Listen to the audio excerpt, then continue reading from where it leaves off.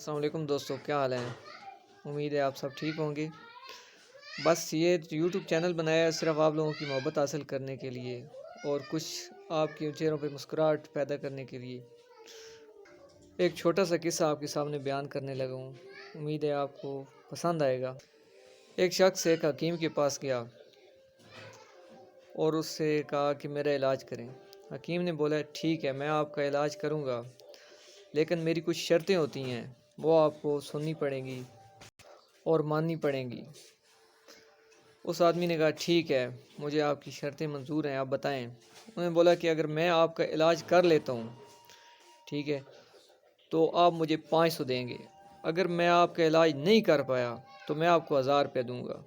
اس نے کہا ٹھیک ہے۔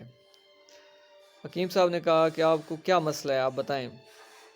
اس شخص نے کہا کہ میری زبان کی جو ہے نا لذت وہ ختم ہو چکی ہے، مجھے کڑوا میٹھا کچھ محسوس نہیں ہوتا۔ حکیم صاحب نے کہا ٹھیک ہے، اپنے شاگرد کو بولا ہے کہ وہ 5 نمبر والی بوتل دو مجھے۔ شاگرد نے 5 نمبر بوتل پکڑائی۔ حکیم صاحب نے بولا اس کا ایک گھونٹ لگاؤ۔ اس شخص نے ایک گھونٹ لگایا تو وہ بولا کہ اس میں تو پٹرول ہے۔ اس نے بولا کہ میں نے آپ کا علاج کر لیا ہے نا، آپ کو محسوس ہو گیا ہے، آپ کی زبان کی جو لقمت ہے وہ ٹھیک ہو چکی ہے، لہٰذا آپ مجھے 500 دیں گے۔ اس نے کہا ٹھیک ہے، میں آپ کو 500 دے دیتا ہوں۔ اس نے سوچا کہ یار حکیم صاحب نے تو مجھے 500 کی ڈز لگا دیا ہے، لیکن چلیں کوئی بات نہیں۔ دوسرے دن وہ بندہ پھر آیا اور حکیم صاحب سے بولا ہے کہ میرا علاج کریں۔ حکیم صاحب نے کہا ٹھیک ہے، لیکن آپ کو میری شرط یاد ہے نا کہ اگر میں نے آپ کا علاج کر لیا آپ مجھے 500 دیں گے، اگر نہیں کر پایا تو آپ مجھے میں آپ کو 1000 روپے دوں گا۔ اس نے کہا بالکل حکیم صاحب مجھے یاد ہے، تو بتاؤ کیا مسئلہ ہے۔ اس نے کہا کہ میری یادداشت جو ہے نا وہ ختم ہو چکی ہے، مجھے کچھ یاد نہیں رہتا۔ حکیم صاحب نے کہا کوئی مسئلہ نہیں ہے۔